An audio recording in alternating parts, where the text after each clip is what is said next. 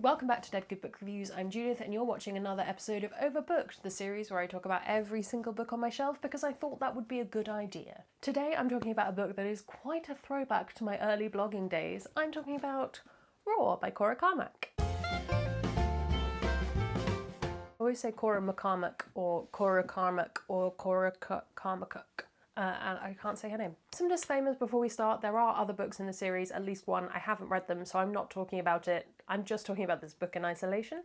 This is a Fairy Loot book. I bought it myself with my hard-earned cash. Nobody's paying me to talk about books. All opinions are my own. Roar is a YA fantasy romance book that first released in June of 2017. The sequel, Rage, came out in 2019, and the final book, Rain, I believe? Checking my notes. Yes, is meant to come out in 2021. As I say, I've only read Roar, but we'll come on to whether I think I'm going to continue with the series later in the video. Other than this series, Cora Carmack primarily writes adult romance. Her website also says she's based in Austin, Texas, has a dog and a cat, and that's about all the information I could get.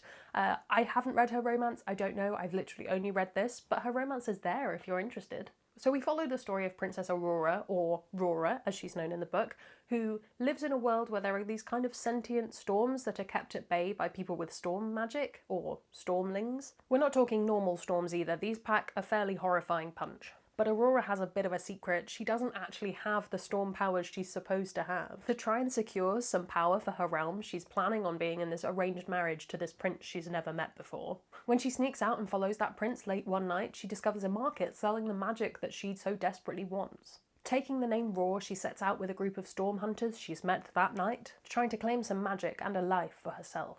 And of course, one of them is rather handsome. One thing I really love about this book is how tropey it is. Now, you may have heard me go through that description and rolled your eyes so far back you saw the inside of your brain. Maybe you're utterly burned out on YA tropes and you could not care less. Personally, I find there's something really comforting about a YA fantasy romance. It's that familiarity, knowing pretty much exactly what's going to happen. Are there some moments that are ludicrously cheesy? Yes, but I loved it. It was like stepping back into like 2016 YA fantasy and just having the best time. As cheesy as it is, the magic is genuinely very cool. The storms are epic and amazing and there's all sorts of different kinds of them, and both the magic that the nobles use, the stormling magic, and this weird combination of magic and technology that the hunters use, both of them are really awesome, and I liked this idea of finding a different way to use magic and pushing for the kind of industrialization of it. It's an interesting dynamic. I have to go help unload the shopping.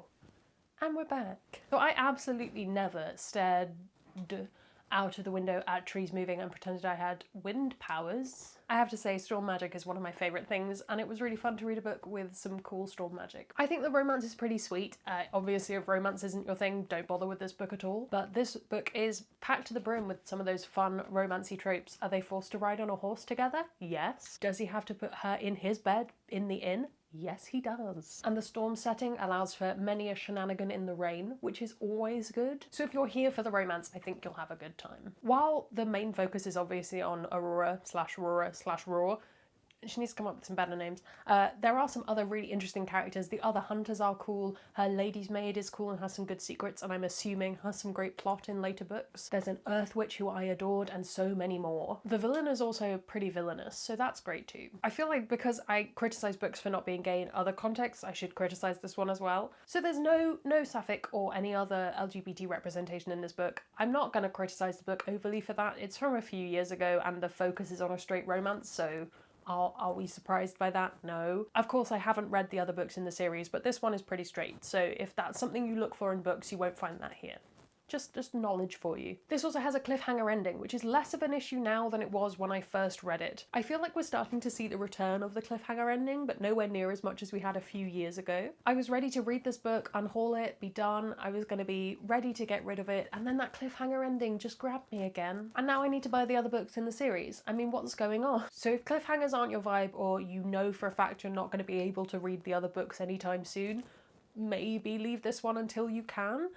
It's not a super cliffhanger, but it has that essence to it. I have a few comparisons. I think the Wrath and the Dawn duology would be one. It's very romance focused. Something like the Epic Crush of Jeannie Lo I thought would be a cool comparison that has some good having to come to terms with your powers sort of stuff in it, and is also just really great. You should read that anyway. And also the Lunar Chronicles, just for some YA tropey fun with some romance in it. Should you read this? It's YA fantasy romance. If that's not your thing, no. If that is your thing, yes. Or, maybe even better, if you have the time, you could wait until that fateful day where I've read the rest of the series and can tell you if it's worth your time. So many books are like that at the moment. Ooh, it's a visit from Judith from the future. Hello. Well, it's still the past for you. Piffed. It's February right now. I have since filming that video, editing it, uploading it, doing the whole shebang, everything but posting it. I finished Rage, and I was wondering, do I do a separate video? What do I do? How do I deal with this issue of reading sequels when the Overbooked video isn't up yet? And I realised that the simplest thing to do was actually just to buck it up and edit a clip onto the end of this video.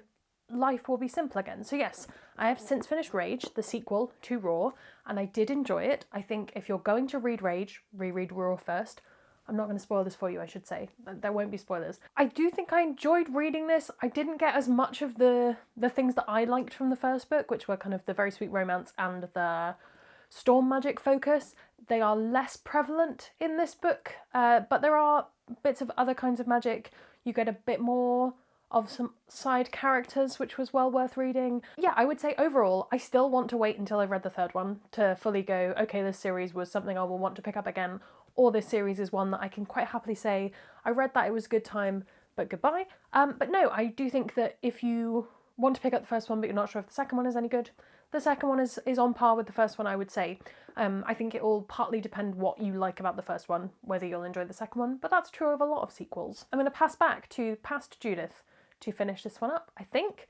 Let's hope that works in the editing. I have absolutely no idea. Thank you so much for watching. Comment below with your favourite romance, fantasy or otherwise. Ideally fantasy, but hey, who am I to judge? While you're down there, you can also follow me on all of my social media. That's linked below. You can subscribe because it makes me feel loved and appreciated.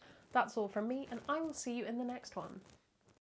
There's gonna be some bloopers now. Welcome back to Dead Good Book Reviews. I'm Judith. You're you. Other than this series, Cora Carmack, I really can't say it.